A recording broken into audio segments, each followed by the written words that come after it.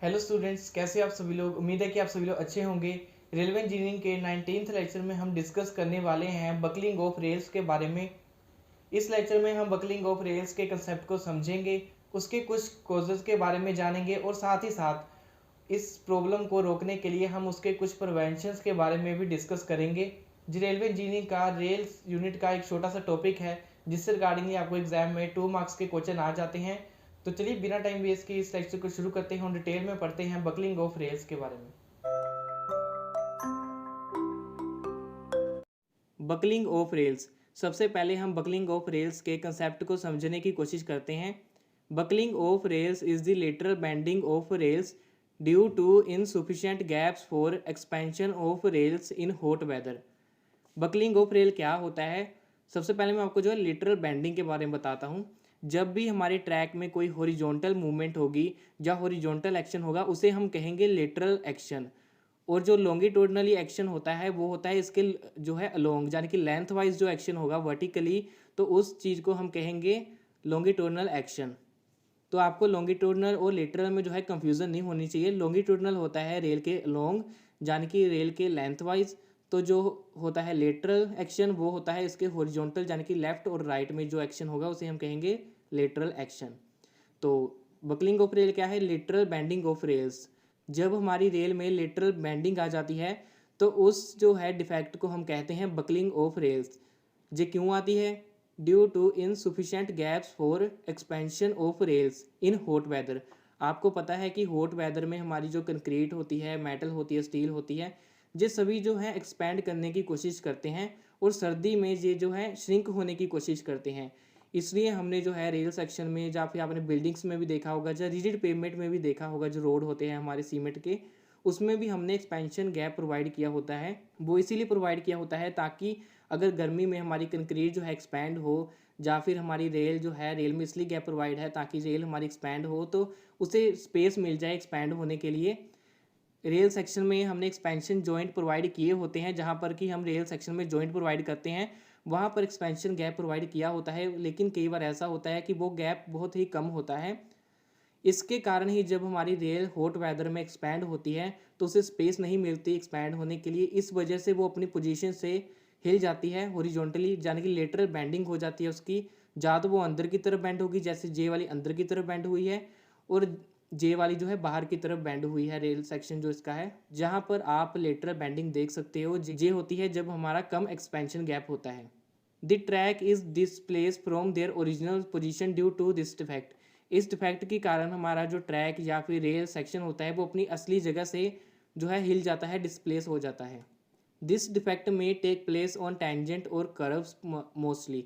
जैसे कि हमारे जहाँ पर कर्व्ड होती है या फिर टेंजेंट पॉइंट होते हैं, तो वहाँ पर ज़्यादातर ये जो डिफेक्ट देखने को मिलता है, क्योंकि वहीं पर जो है हमारा एक्सपेंशन गैप कम पड़ जाता है और वहाँ पर एक्सपेंशन गैप प्रोवाइड करना pair to the straight track के अकॉर्डिंगली जो है काफ़ी मुश्किल होता है। इस वजह से ये जो डिफेक्ट होता है वो कर्व्ड या फिर टेंजेंट जो हमारी पोजीशन होती है वहाँ पर ही आता है।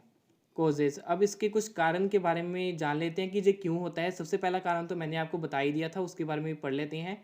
Due to insufficient expansion gaps at rail joints.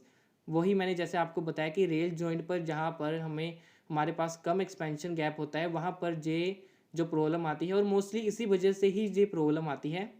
Next है ड्यू टू वेल्डेड रेल्स।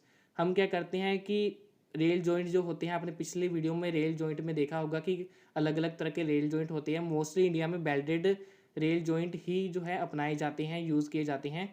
जब हम ज़्यादा वेल्ड जॉइंट प्रोवाइड करते हैं तो उसमें एक्सपेंशन बिल्कुल भी नहीं बचता, एक्सपेंशन गैप। उस वजह से ये जो प्रॉब्लम आती है ज़्यादातर वेल्डेड रेल जॉइंट में। कई बार जो प्रॉब्लम होती है पिछले पिक्चर में देखा आपने दिखाई दे रही थी वैसी होती है, लेकिन मोस्टली इस तरह की प्रॉब्लम आती है जहाँ पर आपको देखने में बहुत कम जो है बकलिंग दिखाई देगी, लेकिन इसमें जो है बकलिंग अवेलेबल है। जहाँ पर आप देखिए ट्रैक थोड़ा सा मुड़ा हुआ है, बेंड हुआ है, लिटरल बेंडिंग है इसमें। Due to excess tightening of bolts of fish plates. जब हम जो है फिश प्लेट, जब हम जॉइंट पर फिश प्लेट के साथ जो है बोल्ट को टाइट करते हैं, यानी कि जॉइंट प्रोवाइड करते हैं फिश प्लेट वाला, तो वहाँ पर हम बोल्ट को ज़्यादा टाइट कर देते हैं। उस वजह से भी जो प्रेशर क्रिएट होता है उसके कारण भी ये बकलिंग हो जाती है। Due to inadequate ballast. जब हम कम क्वांटिटी ब्लास्ट की प्रोवाइड करते हैं तो रेल में हमारे थोड़ी सी भी अगर बकलिंग आती है तो हमारे जो ब्लास्ट की क्वांटिटी कम होगी, तो वहाँ पर जो है आसानी से जो हमारा रेल सेक्शन है जो बाहर की तरफ बेंड हो जाएगा, क्योंकि ब्लास्ट का भी काफ़ी जो है जो रोल होता है, इम्पोर्टेंट रोल होता है एक पर्टिकुलर ट्रैक और स्लीपर को अपनी पोजीशन में बनाए रखना। प्रिवेंशन, इस तरह के डिफेक्ट को हम दूर कैसे कर सकते हैं, उसके लिए क्या प्रिवेंशन मेजर्स हैं? By providing sufficient expansion gap between joints.